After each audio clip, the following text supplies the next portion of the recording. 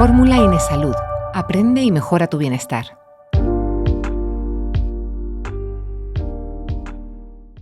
Ante un dolor de cabeza, de espalda, de estómago, incluso cuando aparece algo de fiebre, se suele acudir al botiquín antes que al médico de cabecera. Y esta actitud puede no ser peligrosa si es ocasional, pero cuando se convierte en un hábito, puede producir un problema para la salud.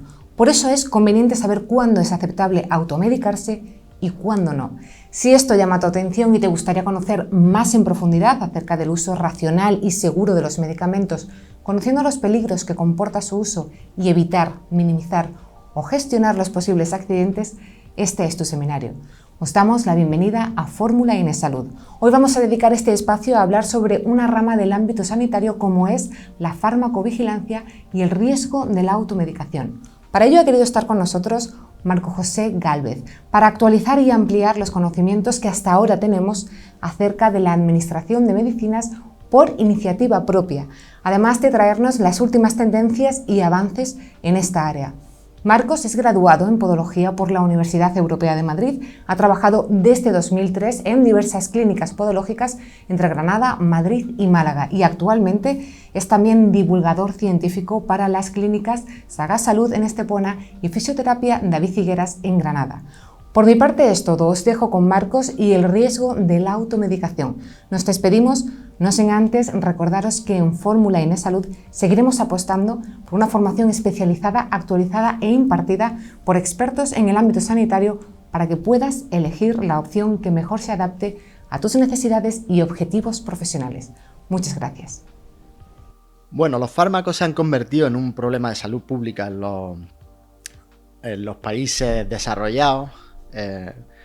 En los últimos tiempos nos hemos dado cuenta que la proliferación de diferentes fármacos en el mercado está saturando de alguna manera y además está provocando determinadas cuestiones que son adversas para el desarrollo de estas sociedades.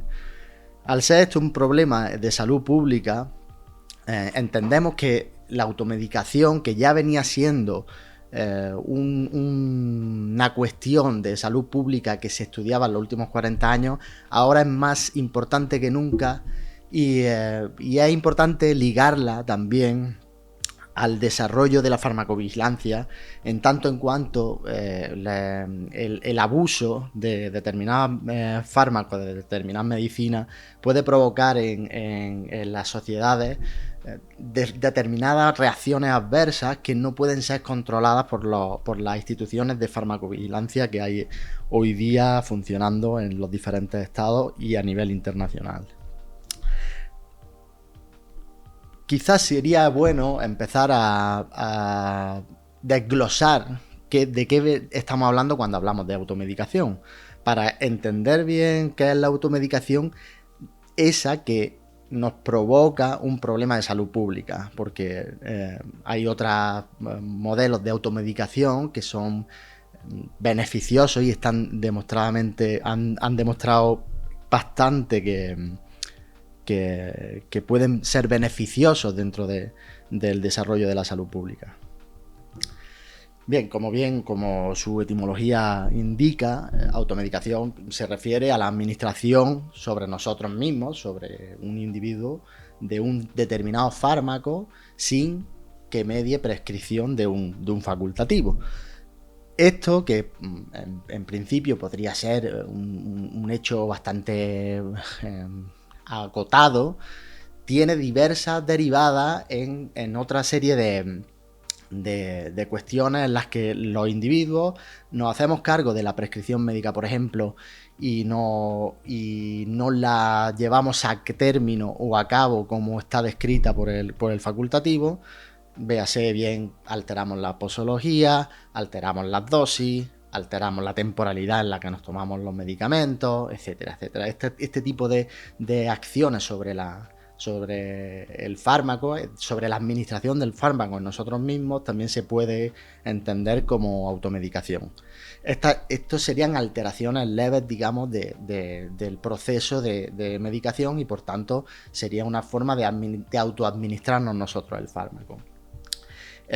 Luego hay otra serie de conductas que también inciden mucho digamos, en violentar la forma de prescripción médica. Por ejemplo, adquirir un fármaco y ir al facultativo a obligarle casi a ponerle entre la espada y la pared para que nos recete, o sea, nos prescriba ese medicamento que nosotros previamente hemos adquirido. Eso también sería un modo de automedicación, aunque una derivada, digamos, del primero. O bien hay otras cuestiones, por ejemplo, que, bueno, determinados facultativos que no están, digamos, determinados biosanitarios que no están facultados para prescribir medicamentos, nos han aconsejado que tal o cual medicamento es bueno para tal o cual patología. Y entonces adquirimos ese medicamento por una vía alternativa a los cauces normales y nos lo administramos, aunque no ha mediado la consulta con un facultativo especializado para poder tomar ese medicamento. Todas esas cuestiones se pueden tener en cuenta como automedicación también, ¿no? Porque parten de la base de que no hay una reglatura, es decir, que no hay una definición de la administración bien regida por un facultativo, ¿okay? Como esto no siempre se suele dar en medicación, en fármacos que sean muy dañinos, pues bueno, pasa un poco desapercibido. Lo que pasa es que luego hay otras, una automedicación, digamos, indeseable, o bien ciertamente tenida en cuenta como indeseable, que es la que vamos a tratar, sobre todo a nivel de fármacos concretos. Hablamos de automedicación responsable cuando previamente hemos tenido una prescripción médica sobre un fármaco y ante un cuadro leve o banal del mismo tipo utilizamos el mismo fármaco que nos había prescrito ese facultativo. Entonces estamos haciendo un uso de la lógica propia de lo que sería la administración de un fármaco. Es decir, el médico no lo ha recetado previamente para un dolor de cabeza, un dolor de muscular, de alguna cuestión que es más o menos pasajera, de forma aguda o incluso crónica, pero que se da de forma pautada, y utilizamos el mismo procedimiento porque así no saturamos el sistema sanitario con una consulta más, y esto nos da la viabilidad de que los procesos banales no intercedan, digamos, en el flujo de funcionamiento del sistema sanitario público.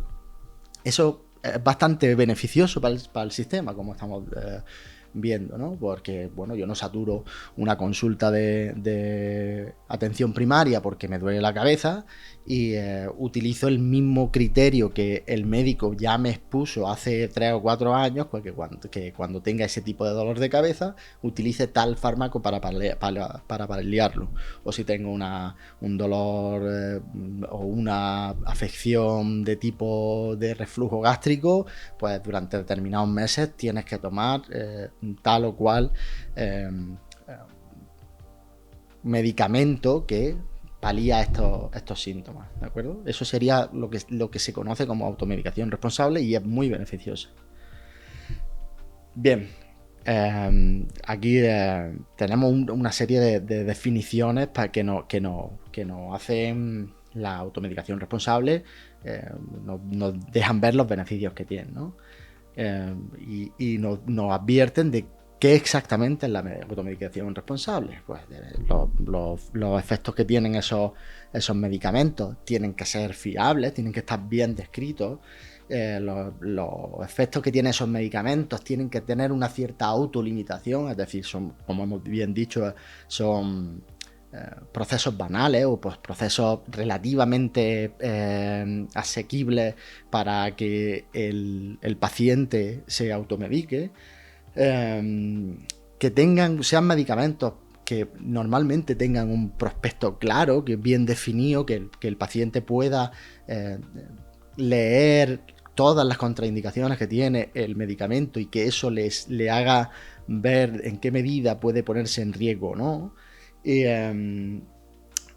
que la administración y la posología sea ciertamente asequible, ¿no? Es decir, que los pacientes no se líen con las dosis, que no elucubren sobre cuánta cantidad tienen que tomar o de qué manera, sino que sean pautas que, bueno, entran dentro de la lógica de lo que todos entendemos al tomarnos, pues, determinados medicamentos. Es decir, bueno, pues me tomo uno por la mañana y otro por la noche, o uno cada 8 horas, ¿no? Este tipo de procedimientos que son sencillos, asequibles, que se reiteran mucho dentro del conocimiento social de lo que son los fármacos. Bueno, como ya hemos contado, esto, la automedicación responsable tiene que ver con que sean procesos banales y que no induzcan al paciente a automedicarse de forma desaforada.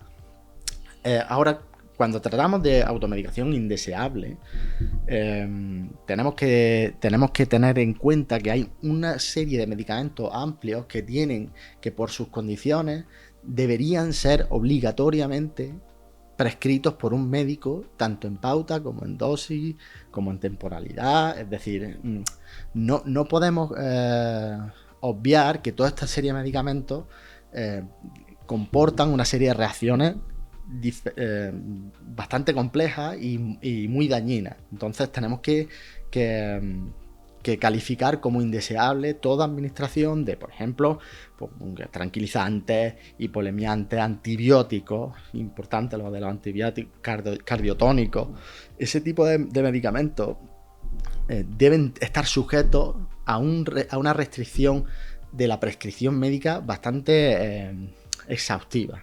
Y por tanto, cualquier uso de ese tipo de medicamentos fuera del control de la prescripción y de la médica, la debemos catalogar como una automedicación indeseable. Bien, como la automedicación no es digamos, el acceso a los fármacos es una forma bastante compleja y tiene que ver con muchos factores. Está claro que los últimos estudios tienen que delimitar cómo precisamente ese tipo de comportamiento que nos lleva a administrarnos fármacos se produce dentro de las sociedades, y los sesgos por edad, sexo, nivel sociocultural son bastante claros en los últimos tiempos.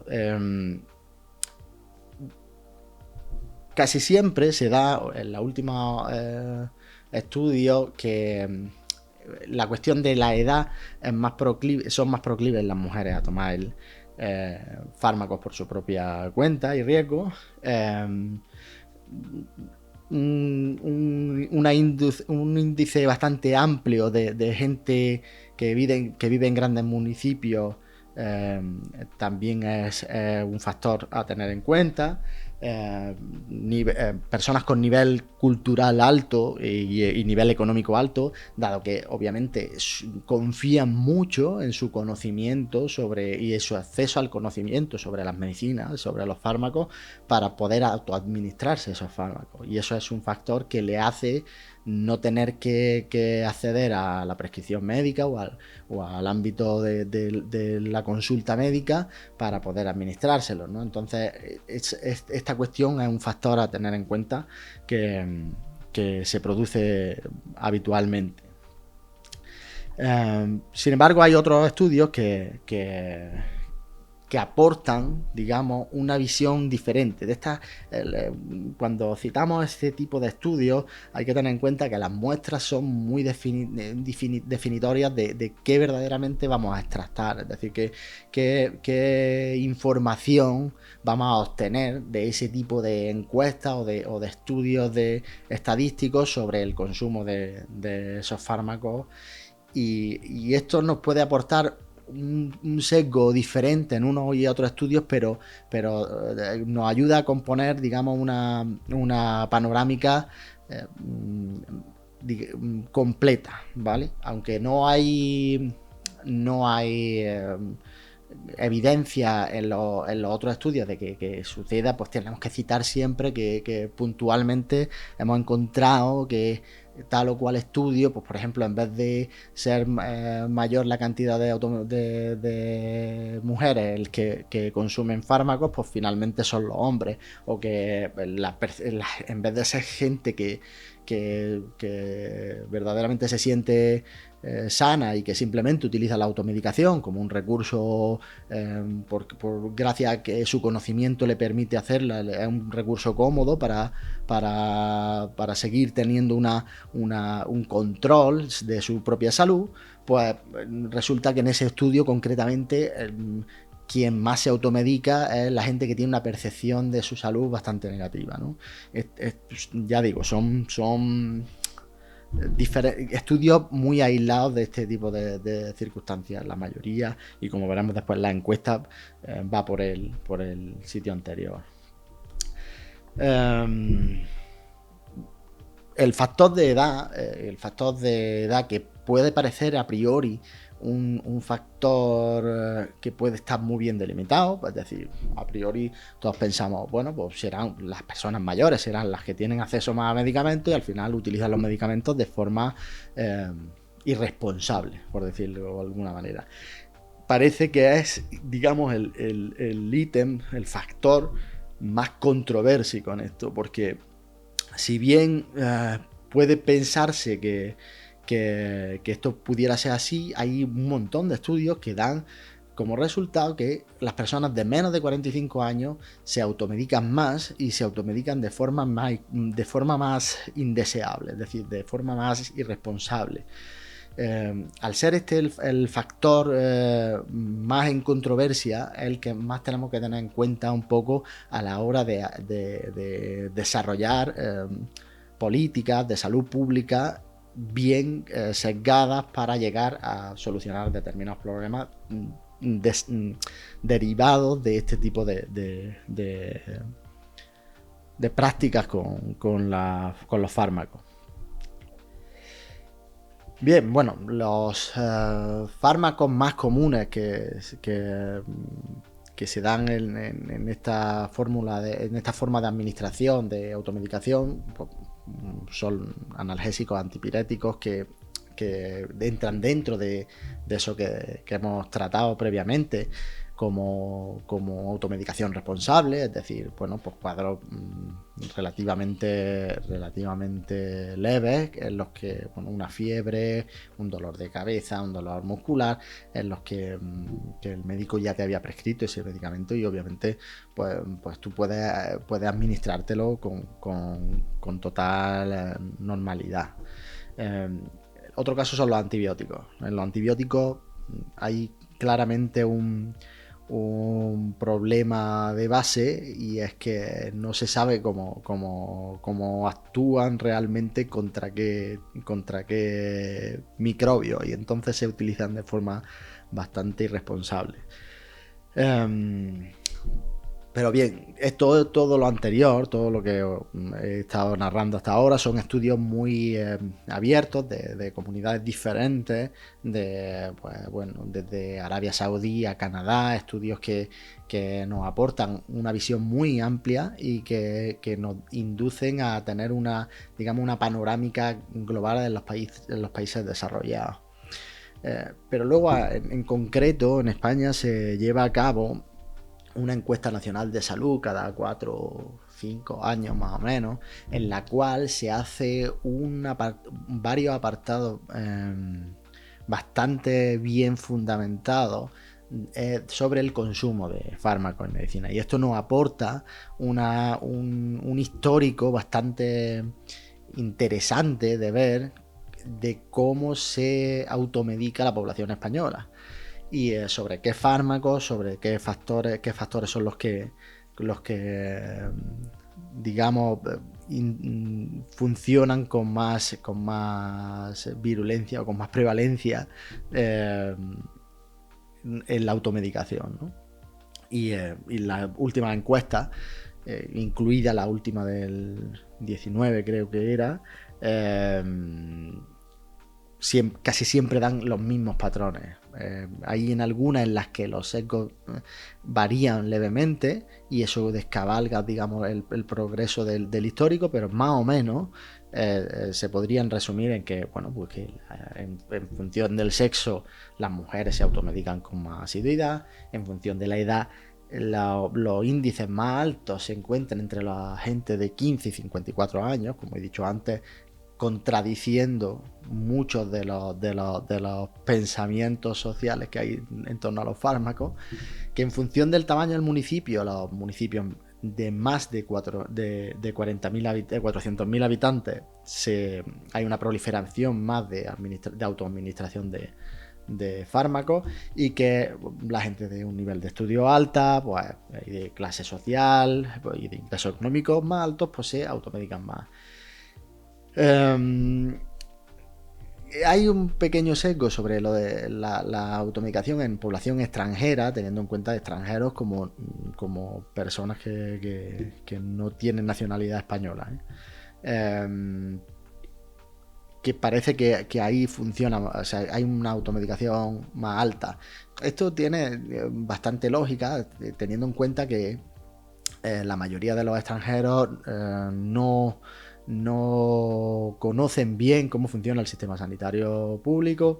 La mayoría de ellos no termina de fiarse muy bien si el sistema sanitario público, el médico, no va a inducirle a entrar en un determinado funcionamiento que le cause determinados problemas. Por eso son prejuicios con los que mucha población extranjera viene y que se dan luego y que aparecen en la encuesta también, ¿vale?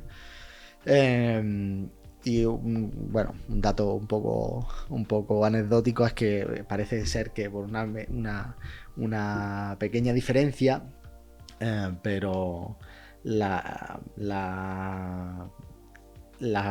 gente que no vive en pareja, la gente que vive sola, tiende por un tanto por ciento bastante pequeño, pero tiende más a medicarse, la gente que vive sola respecto a la que vive en pareja.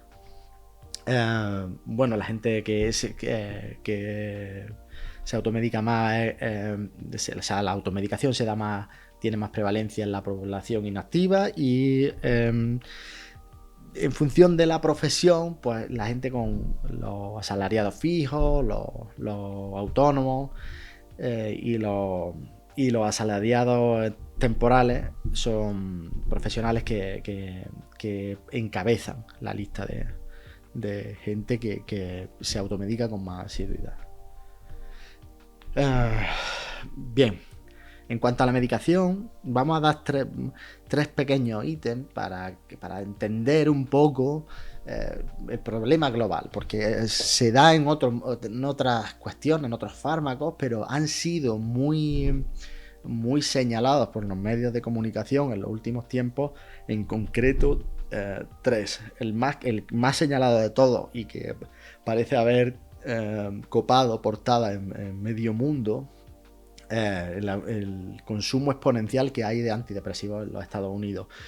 Esto tiene que ver mucho también con el funcionamiento de la administración de fármacos en los Estados Unidos, en la que las regulaciones se han abierto un poco, que las formas de acceder a los medicamentos es de forma muy anárquica, y eso, y que ha proliferado una sensación de que los facultativos, digamos, tenían un poco de mano suelta a la hora de prescribir medicamentos de tipo antidepresivo y este tipo de cosas, ¿no? Prozac y tal, otros muchos, y la apertura también de las entidades reguladoras a medicamentos que rozan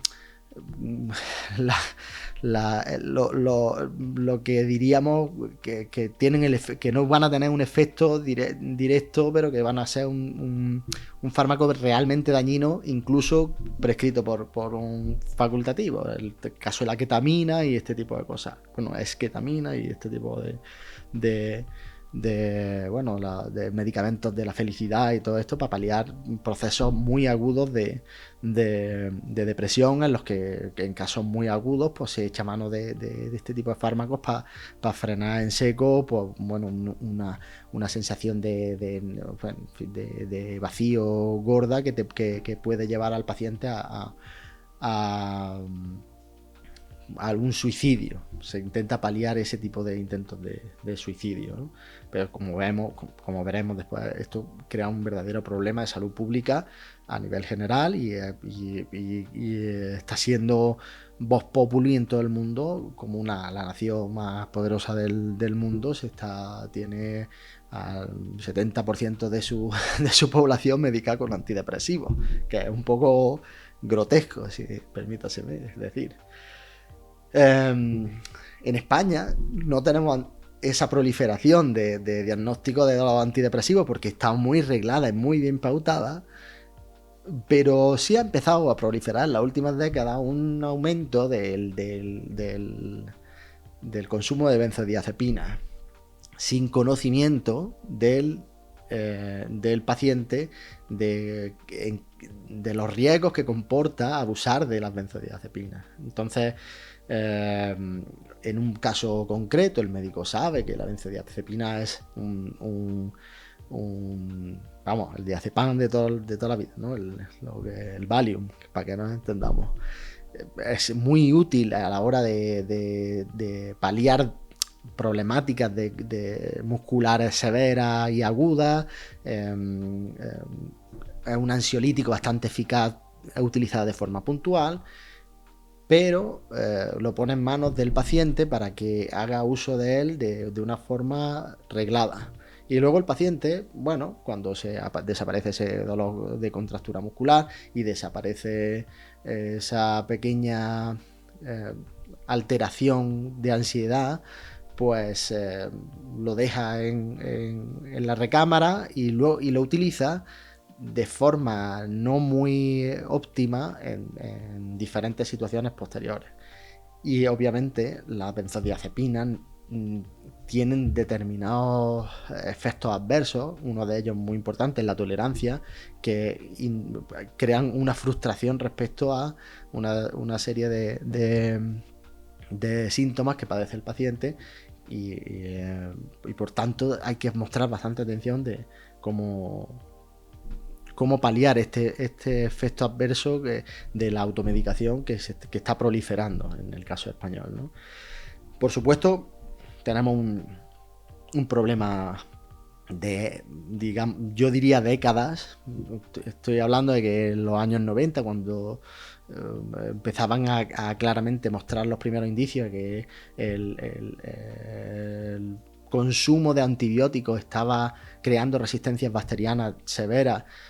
Allí ya había un problema de salud pública y esto ha seguido proliferando de forma exponencial.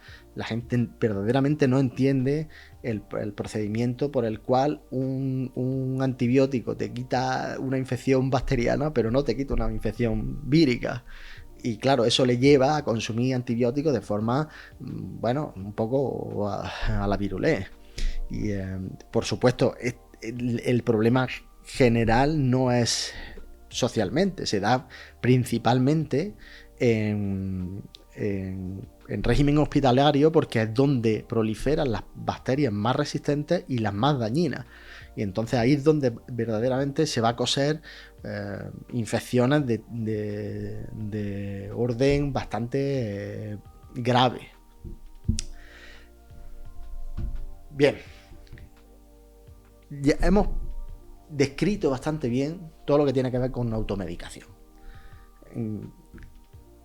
Automedicación entra dentro de un parámetro de la salud pública que podría ser totalmente beneficioso, pero que, como vemos, por diferentes factores, entre ellos porque vivimos una sociedad bastante compleja, pues digamos que en algunos casos se está comenzando a ser un problema de salud pública. Para estudiar los procesos en los que los fármacos producen daños en los pacientes hay una disciplina científica, que es la farmacovigilancia, que se ocupa de ver en qué grado esos fármacos producen reacciones adversas en los pacientes, ¿no? Y esto es una red a nivel internacional que luego tiene sus pequeñas escalas en las distintas administraciones de los estados o de las regiones, dependiendo de los países, que obviamente en los países desarrollados esa red es más fuerte, y en otros países pues se da de forma bastante difusa. Y obviamente el objetivo primero es identificar las reacciones adversas medicamentosas. A partir de aquí, las reacciones adversas medicamentosas las llamamos RAM, y así nos ahorramos tener que decir todo el nombre. Bien, aparte de identificarlas, hay que datar también la frecuencia con la que aparecen, proponer medidas de salud pública para evitar que esas reacciones adversas proliferen. Tiene la potestad también de modificar los prospectos de los medicamentos para dar una información precisa al paciente que le haga ver cuáles son los riesgos que comporta administrar ese fármaco. Y obviamente, pues eso, una información fluida a los prescriptores, a los facultativos, para que sepan bien qué efectos adversos están teniendo determinados medicamentos, por si se encuentran procesos de ese tipo en la consulta. Vale, hay fórmulas de la farmacovigilancia para obtener toda esa información. Obviamente la notificación espontánea de los centros regionales es una, o incluso el que haya grupos de investigadores que den con una serie de reacciones adversas de forma sesgada o de forma aleatoria, y lo notifiquen a las entidades de farmacovigilancia pertinentes.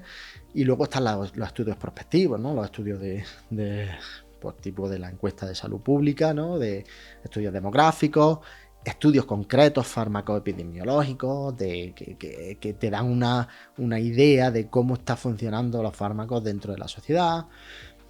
Se dan casos de estudios concretos.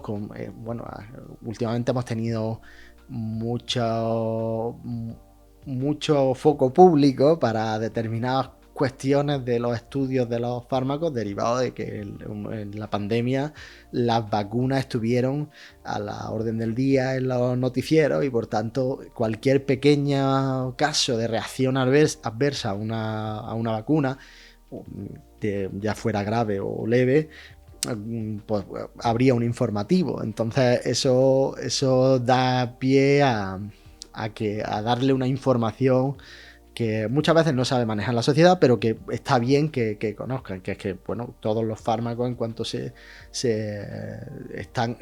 tienen un seguimiento posteriormente a ser, aparte de los estudios que se le hacen previo a poner en funcionamiento ese fármaco en el mercado, inclusive incluido las vacunas, no solo medicamentos, sino vacunas y otra serie de compuestos que pueden ser tratados para la salud pública.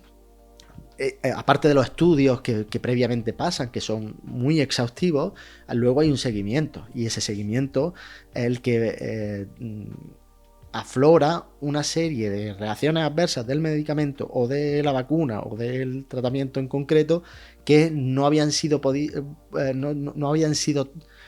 demostrados o no habían aparecido en los estudios, porque los estudios tienen una muestra reducida, y cuando amplían la muestra obviamente pueden salir reacciones que no se conocen. Por eso es importante la farmacovigilancia, para seguir ese recorrido del fármaco una vez que el fármaco ha pasado al canal, digamos, abierto a la sociedad, se ha puesto en funcionamiento dentro de una sociedad, bien sea por su comercialización, bien sea por su puesta en funcionamiento a través de un sistema sanitario público, como fueron las vacunas, ¿no?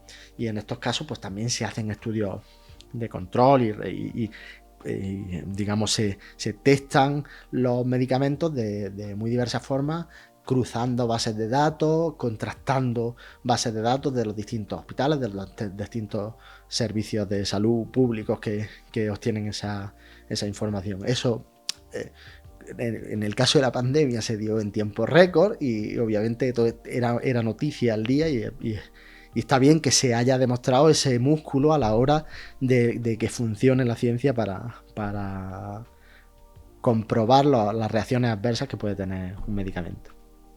En el caso del sistema español, viene la Agencia Española del Medicamento.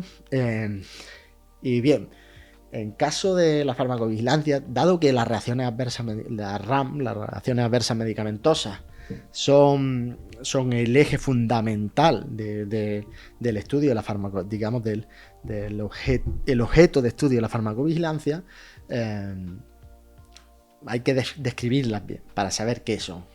Las reacciones adversas a un medicamento, una respuesta nociva y no intencionada en la dosis indicada para la administración de dicho medicamento. Es decir, siempre y cuando el medicamento siga la pauta prescrita por el médico en concreto, que está demostrado que es la que debe hacerse para ese medicamento en función y para ese paciente en función de su edad, de sus alteraciones fisiológicas que pudiera tenerla. En el caso de que esto esté bien, el paciente demuestra una reacción X, puede ser leve, grave o moderada, que es nociva para sí mismo y que no estaba prescrita, no estaba vista, o que estando detallada, pues resulta un dato más para engrosar una serie de reacciones adversas que da ese medicamento y que pueden cuantificarse. Una consideración, el que tú te tomes que tomes una serie de medicación que no está regida por esa dosis y que te genera una serie de cuestiones dañinas y nocivas para ti, no es una reacción adversa. Eso sería una intoxicación, pero no es una reacción adversa. La reacción adversa viene pautada porque se atiene a la prescripción médica, por decirlo así. Por eso es tan peligroso el hecho de que la automedicación se dé de forma anárquica y indeseable, porque al final no te da tiempo a saber en qué grado puedas estar testando una reacción adversa o en qué grado es simplemente una intoxicación. Y como habíamos dicho antes, las vacunas se miden por el mismo criterio que los medicamentos. Vale, para clasificar qué tipo de reacciones adversas se dan, hay que tener en cuenta también que se dan según el mecanismo de producción.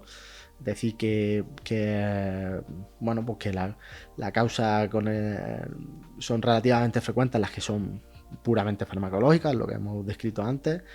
Cuando hablamos de idiosincrática, hablamos de una reacción que viene determinada genéticamente, es decir, para un individuo concreto, ese medicamento regenera una serie de reacciones provocadas porque ese individuo concreto tiene una determinada genética que hay que tener en cuenta. Se da también a largo plazo, como hemos visto con las benzodiazepinas, porque se da por tolerancia, porque se da resistencia bacteriana, como hemos visto en los antibióticos. Y el caso máximo que dio lugar a que, digamos, se reforzaran mucho los sistemas de farmacovigilancia, que es el mítico caso de la talidomida, ¿no? Que, bueno, pues claro, un fármaco testado de forma pequeña o corta o digamos que no tenía una muestra suficiente, pasa a la sociedad a consumirse y resulta que los efectos recaen no sobre el paciente, sino sobre el infante, o sea, sobre los niños que nacen con determinadas deformaciones, ¿no? Y eso llevó, el caso fue bastante sonado en su momento y digamos que hizo levantar la alarma sobre cómo se verificaba que determinados medicamentos pudieran estar dando reacciones adversas dentro del parámetro de la prescripción médica indicada. Y eso es lo que ha hecho reforzar mucho los sistemas públicos de farmacovigilancia. En cuanto a la incidencia de las reacciones adversas, pues podemos dar este grado de reacciones adversas entre 1 y 10 es muy frecuente, 1 de 10 es muy frecuente, entre 1 de 10 y 1 de 100 frecuente, aunque menos, infrecuente, rara o muy rara en los otros casos, ¿vale? Y según la gravedad, estamos hablando de blanco o negro. Si la reacción adversa es grave, es mortal, amenaza vital, es decir, requiere ingreso hospitalario, intoxicación grave, discapacidad, invalidez, es decir, el caso, por ejemplo, de la talidomida, ¿no? que procuró discapacidades severas en los neonatos y bueno, en los niños que nacían fruto de madres que habían estado en tratamiento con talidomida. Y entre eso y en la no grave, que bueno, pueden ser pues, urticaria, este tipo de cosas, ¿no? Esta es importante, hay que saber qué tipo de reacción adversa, ante qué tipo de reacción adversa estamos, si está conocida, si es descrita, si ya se sabía que podía suceder ese tipo de reacción adversa, si es totalmente desconocida, si es poco conocida, si... La más importante de todas, si es totalmente contraria al mecanismo de acción y además no está descrita. Es decir, si es algo que en ningún caso se manejaba y que en ningún caso puede estar dentro del horizonte de lo que el científico pensaba que podía producirse por el método de mecanismo de acción que tiene el fármaco o lo que sea, porque se está ante algo que puede generar un gran problema a salud pública y en ese caso hay que levantar la alarma sobre que el medicamento puede tener un riesgo severo. Vale, aparte de hay una serie de factores de riesgo que tenemos que conocer, que obviamente no es lo mismo la persona que utiliza un fármaco puntualmente o que utiliza un fármaco aunque sea de forma en un tratamiento crónico, pero no está polimedicada, es decir, no tiene otros fármacos que estás tomando y eso no le va a crear interacciones. Esas interacciones entre cuando hay pacientes que están polimedicados hay que tenerlas en cuenta y en colectivos especialmente sensibles también, ¿vale? Clínica con la que te encuentras normalmente en reacciones adversas medicamentosas. La mayoría de los casos, náusea, diarrea, vómitos, pérdida, dificultad para respirar, signos, cambios anómalos que no se tengan en cuenta por el paciente, pero que te hagan ver que, bueno, pues pérdida de conciencia en algún momento. Por supuesto, en los casos de shock anafilácticos son bastante obvios, ¿no? De hinchazón de la cara, este tipo de cosas que ya inducen a pensar que hay una reacción adversa severa y que por tanto hay que actuar rápido para frenar esa reacción, ¿no? Que es una reacción casi diríamos sistémica del individuo contra el medicamento. Bien, y hay una serie de retos que la farmacovigilancia tiene que abordar, obviamente, claro. Primero, obviamente, la notificación de casos afecta mucho a saber cómo están funcionando los medicamentos en la sociedad. Si hay una notificación insuficiente de casos, por cualquiera que sean las cuestiones, y la hay, pues eso hace que las entidades de farmacovigilancia tengan que esforzarse en crear mecanismos que le ayuden a extractar toda esa información, porque de eso depende que no haya un problema de salud pública o que no aparezcan reacciones adversas medicamentosas que no estén regladas, que no estén que no puedan ser descritas y por tanto evitar daños mayores en la población. Y luego, por otro lado, los equipos tienen, digamos, hay que reforzar esos equipos de farmacovigilancia porque obviamente hay muchos más fármacos en el mercado.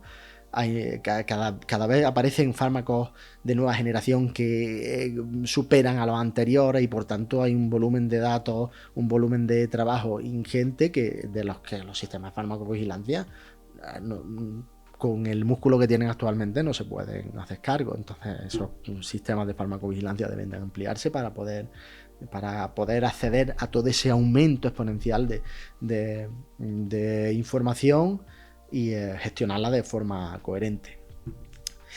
Luego hay un problema grave a nivel internacional porque obviamente estandarizar todo el proceso es complejo. Los países desarrollados lo tienen fácil porque a poco que se pongan de acuerdo van a poder ir gestionando de forma conjunta ese tipo de cambios, pero hay en otros casos en los que no se puede estandarizar la toma de datos, es muy difuso en los sistemas de farmacovigilancia y eso quizás sea un reto para el futuro porque estamos hablando del 75 al 80% de la población, es decir, los países pobres hoy día son ese volumen de población y por supuesto pueden estar generando un déficit en el conocimiento de toda esa administración de medicamentos que sea necesario tener en cuenta para el futuro porque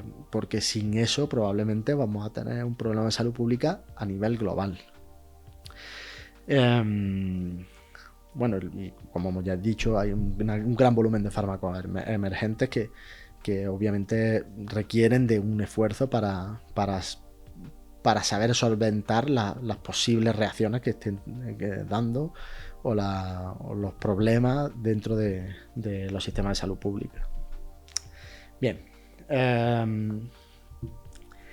llegado a este punto, sabiendo ya qué es la farmacovigilancia, de qué hablamos cuando hablamos de automedicación, el problema yo creo que salta a la vista, es decir, los sistemas sanitarios se han reforzado para saber cómo se actúan los medicamentos dentro de las sociedades, pero las sociedades utilizan los medicamentos en algunos casos y derivados de conductas concretas en determinados países o no, de forma irresponsable.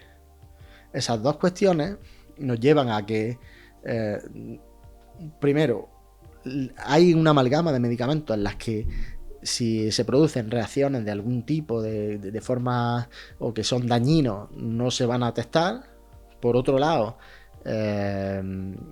esos medicamentos utilizados sin la prescripción médica, sin la pauta médica, van a crear interacciones que no van a poder ser descritas porque los niveles de la administración de los servicios de farmacovigilancia son incapaces de llegar a ellos y por tanto crean un problema de salud pública del que no se tiene conocimiento y que no puede ser verdaderamente abordado por las autoridades sanitarias. Y toda esta amalgama de cosas suma que tenemos una proliferación de especialidades comerciales que se venden en medios de comunicación, que se publicitan como si fuera un detergente para la lavadora y que obviamente funcionan para determinadas cuestiones. Es decir, ese magma en el cual hay un caldo de cultivo en el que la gente se induce a pensar que lo que le dice la publicidad tiene una validez mucho más amplia que el propio funcionamiento del sistema sanitario, por mucho que la etiqueta final de todos los medicamentos que se publicitan sea no utilice este fármaco sin sin consultar a su médico o sin consultar a su farmacéutico, porque ese pequeño plano final del anuncio del medicamento prácticamente funciona como un cero, es decir, como cuando los paquetes de tabaco aparece fumar mata, o sea, la gente que fuma ya sabe que mata, ¿sabes? Lo da por hecho, simplemente no le muestra atención a ese ítem y sigue fumando. Pues igualmente el paciente que accede a un medicamento vía publicitaria, pues al final está sesgando la información con la que es más jugosa, es decir, con la parte que le ofrecen en el anuncio, ¿no? Eso da unas problemáticas específicas, no tanto porque la mayoría de los medicamentos que se publicitan suelen ser para tratamientos banales, es decir, dolor de cabeza, el reflujo gástrico, acidez, este tipo de cosas, pero que en funcionamiento con otros pacientes, con otros medicamentos que tienen los pacientes que están polimedicados, que están en un proceso concreto, y que no hacen uso de ese medicamento de forma responsable, es decir, no leen el prospecto, no consultan a su médico, no consultan al farmacéutico, simplemente lo compran y se lo administran, pues crea un tipo de problemática específica. Esta es la interacción que puede proliferar más. Generalmente no da problemáticas graves, pero empieza a verse una problemática específica en este sentido. Y por supuesto, la más y mayor problemática que nos podemos encontrar es la de siempre, es decir, dar por hecho que un determinado proceso de enfermedad puede ser similar a otro, aunque la gente que te lo esté provocando sea totalmente distinto. Y ahí es donde viene, por ejemplo, en el caso de los antibióticos, el problema más severo. Es decir, si tú estás en un proceso catarral severo, que te duele mucho la garganta, pero el agente que te está provocando ese proceso catarral severo es una bacteria que te ha infectado desde las capas altas de respiratorias, pues obviamente con placas de infección el médico te va a prescribir un antibiótico. Ante otro proceso catarral severo con más o menos la misma sintomatología, no es conveniente tomar antibióticos. Hay que consultar al médico. Hay que darse ese margen de duda de que puede ser otro agente infeccioso el que te esté provocando esa infección. Es un caso, digamos, un ejemplo claro y obvio de lo que debería hacer la ciudadanía. Sin embargo, esto no se da. Y ahí es donde proliferan una serie de problemáticas, porque estamos creando la mayor colonia de superbacterias de la historia de la sociedad. Entonces, eso va a comportar verdaderos daños al sistema. Entonces, ahí radican quizás los riesgos más grandes. Es decir, por un lado, reacciones adversas que no puedan ser, interacciones que no puedan ser descritas, proliferación de problemáticas asociadas a la tolerancia de determinados fármacos, tipo los antidepresivos, tipo la benzodiazepina, y daños severos en la interacción con otros organismos vivos que para los que habíamos encontrado solución a la hora de las infecciones que nos provocaban, pero que estamos procurándoles la vía a reforzarse, a hacerse más fuerte y por tanto a ser muchísimo más invasivos, más dañinos y más inmortales en este caso, ¿no? Y creo que con esto damos una visión óptima de lo que puede ser los riesgos de la automedicación y los retos que supone la automedicación en los sistemas de farmacovigilancia para los sistemas de salud pública.